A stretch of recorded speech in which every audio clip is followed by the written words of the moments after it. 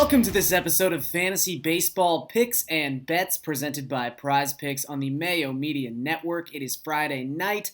I am Garion Thorne. That means we are breaking down everything you need to know for Saturday, July 24th, and the 10-game featured slate that gets going just past 7 p.m. Eastern Time on DraftKings. That's right, we've got a pretty big Saturday night main slate. Usually we don't have more than 6 or 7 games, but a big 10-gamer that should be fun.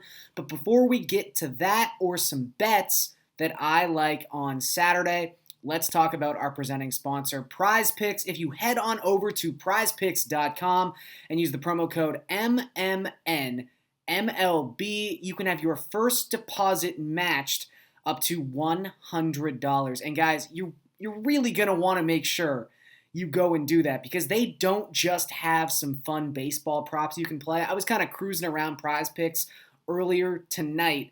They've got Olympic stuff. They've got Big Three basketball. Again, any sport you can possibly imagine, they have you covered at Prize Picks. But obviously, we're going to focus on baseball for the purposes of this video. We're actually going to focus on one game in particular on Saturday's slate. The first game that gets going on Saturday, that is a matchup between the Diamondbacks and the Cubs in Chicago. We've actually got 6 fantasy point props for this game. Usually there's just 4, so it's kind of cool to see 6. Some players that we don't normally see. In fact, 2 guys we're going to focus on who I have never seen on a Prize Pick slate, so maybe that's why I was inclined to talk about them a little bit. But we will start with Patrick Wisdom. I like him to go under 6 fantasy points in his matchup against Merrill Kelly. Most of this is that Merrill Kelly has actually been pitching really, really well so far in July. I know he's pitched better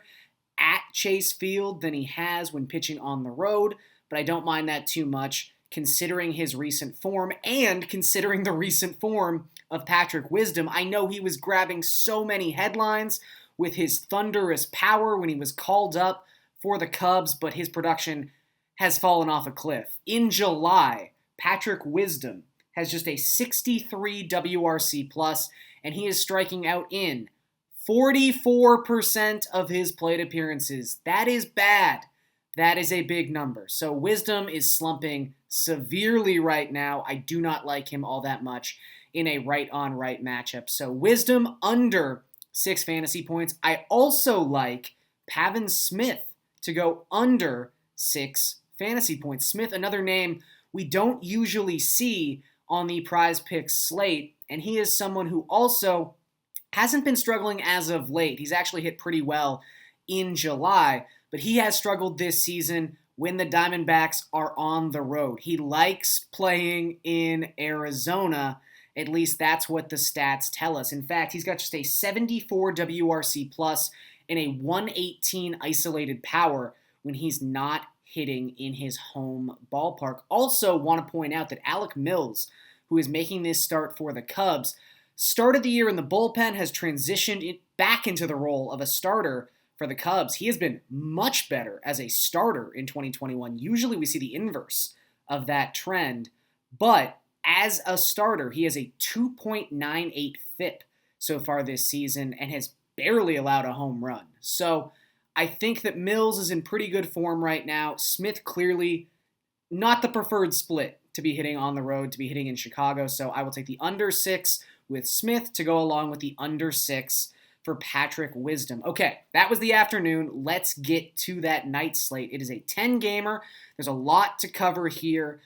A lot of good pitchers also on this slate, not just high-end talent, of which we have tons. I mean, really, that Brewers White Sox series is supplying so much pitching goodness just by itself. But really, there's a lot of depth here. Whether you want to talk about like Hyunjin Ryu, Taijuan Walker, like there's just a lot of like good starters on this particular slate. But I do think we have to start at the top with Carlos Rodon, because whenever Carlos Rodon is not the most expensive pitcher on a slate, it's worth talking about, because Carlos Rodon is basically the best qualified pitcher in baseball. Now, the asterisk here obviously is Jacob deGrom has no longer thrown enough innings to qualify in that grouping of pitchers. He is the best pitcher in baseball. But Carlos Rodon, among qualified starters, has the lowest FIP in all of baseball at 2.20. He also has the highest qualified strikeout rate in baseball at 36.6%. Those are really good numbers, and those tend to mean very good results when it comes to DFS. He's coming off I guess not his best start of the season. He threw a no-hitter. But he's coming off one of his best starts of the season, almost 40 DraftKings points his last time out. In Milwaukee, not really a team equipped to face an elite left-handed pitcher. They have a lot of left-handed bats they rely on in the middle of that batting order. They have just a 95 WRC plus for the season against lefties, and their 26.4% strikeout rate within that split is the fifth highest mark in baseball coming into play on Friday. So Rodon already has a very high strikeout ceiling. The fact that Milwaukee is a very heavy swing and miss team is only going to help his upside. So Rodon at $10,100. I understand why Corbin Burnes is more expensive, but Rodon should be the most expensive starter on every slate that he is on. So he is viable at that 5-figure price point. Framber Valdez is another guy I wanted to single out. He is $9,200, and there's a chance that he's not as popular as he should be on this slate. One, because we do just have a lot of intriguing pitchers. I mean, Kevin Gausman is going up against the Pirates. I think a lot of people are going to head in that direction, justifiably so. I have nothing bad to say about Kevin Gausman, but I think Valdez, because he hasn't been that great his past 3 starts, maybe will go overlooked in what is maybe the best matchup on the entire slate. So Valdez, again, $9,200, 11 earned runs in his past 3 starts. But the important thing to note here is that opponents have a 408 BABIP in that span of time. Seems like this is a small sample blip. Seems like Valdez has just gotten a little unlucky in this recent run, and the season-long numbers are immaculate. A 3.26 ERA, a 3.52 expected ERA, and an 11.2% swinging strike rate. So we know he has the stuff to dominate and be a very, very good DFS option, and I trust him against the Texas Rangers, who have been terrible and just unable to hit since coming back from the All-Star break. And left-handed pitching is their kryptonite. The Rangers have just an 85 WRC plus against left-handed pitching. Coming into Friday, that is the worst mark in the American League. They just have so many left-handed bats, and all of their best bats, aside from like Adolis Garcia, are left-handed bats. It's just a bad spot for the Rangers to be in. There's a reason teams like to throw lefties against the Rangers, and they're going to face a good one on Saturday in Framber Valdez. So I will be paying up for Valdez at $9,200. The other pitcher I wanted to single out is someone we've talked about a lot the past 2 weeks, and I just don't understand why he continues to be priced below $8,000. Luis Castillo is still just $7,500, despite the fact that he has a 1.41 ERA in his past 7 starts. Luis Castillo is good again, and people know that. He's going to get some attention on Saturday, but I think he deserves to get this attention. He's a very, very tantalizing play at this price point. Again, 1.41 ERA, 2.96 FIP, and he's allowed just 1 home run in his past 44 2/3 innings. That was the big knock on Castillo when he was struggling early on, was how many home runs he was giving up. It seems he has fixed that problem, and he has looked great in his past 7 trips to the mound. It's also important to note that for his career, Luis Castillo has been much better against right-handed batters than he has been against left-handed batters. In fact, he's held righties to a 267 WOBA in his time in the majors. That's a really, really good number, and St. Louis might be the most right-handed heavy team in the National League. In fact, they have the most right-on-right plate appearances of any National League lineup. They're second in baseball to only the Blue Jays. That's how right-handed they are. And they just really haven't been hitting all that much the past 8 weeks. So I think this is a good matchup.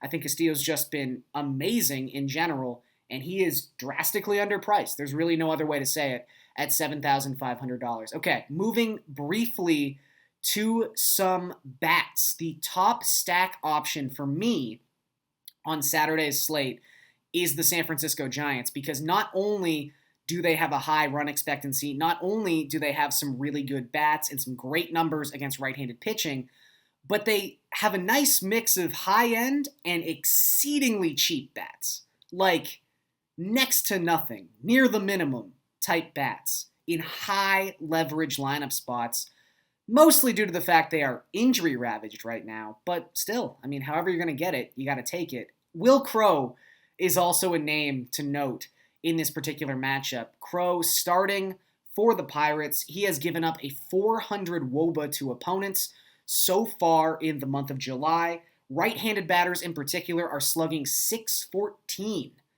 off of Crowe for the season. That includes Crowe surrendering 3.06 home runs per 9 to right-handed hitters.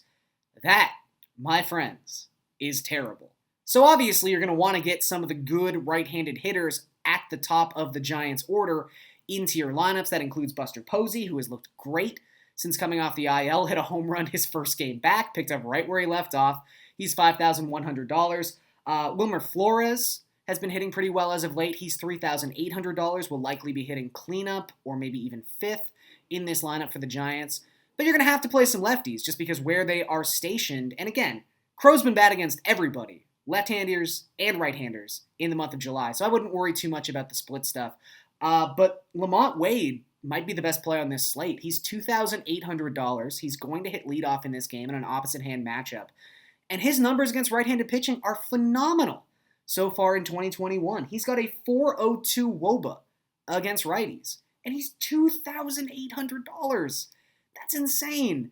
And then you've got like Mike Yastrzemski at a reasonable price. He's just $3,800. You've got Alex Dickerson at $2,700, who's probably going to hit fifth or fourth, depending on Wilmer Flores ends up. So you can stack the top 5 batters in, like maybe use 3 or 4, whatever, but you can get various combinations of the top 5 batters in the Giants lineup, and you're really only paying a premium for Buster Posey. Everyone else is super affordable, which is nice considering you're going to want to spend up a little bit on pitching on this particular slate. Okay, before we get out of here, let's talk about some best bets, and we will actually go right back to that Giants-Pirates game, because not only have the Giants been overachieving in the standings, the Giants have been the best team in baseball by a wide margin when it comes to run line bets.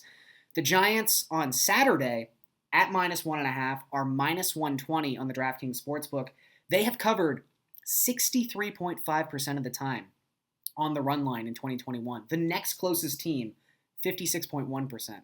That's how good they have been at covering on the run line. Also, you've got Kevin Gausman up against Will Crowe. Just to put that in perspective, there are 165 pitchers this season with at least 60 innings to their name.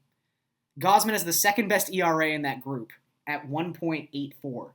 Crowe has the 10th worst ERA in that group at 6.12. So the pitching disparity is massive, and the Giants, again, are just really, really good at covering on the run line. The other bet I really like, and this is also going to touch on a game we just talked about, I like the under Cardinals-Reds. This number is set at 9.5, which seems kind of insane. -110 to the under. The reason this seems insane is, on the one hand, you have Luis Castillo, who has been pitching lights out his past 7 starts, as mentioned, and then on the other side, you have a Reds offense that everyone assumes is great, but because of injuries, they're missing Nick Castellanos, they're missing Mike Moustakas right now. The last 2 weeks, they've been terrible. They've got a 117 isolated power and just a 77 WRC plus over that span of time. They're just not scoring runs. And I think that's obviously going to hamper the over in this contest. If the Reds can't pull their weight, I just don't see Castillo giving up that many runs. I know the Reds bullpen isn't great, so maybe this game sneaks over late. But I really do like this number a lot. I think it's a full run, maybe even a 1.5 too high. So I will take the under at -110 to go along with San Francisco run line at -120. And that's going to do it for this episode of Fantasy Baseball Picks and Bets presented by Prize Picks on the Mayo Media Network. I am Garion Thorne, and I will see you guys next week.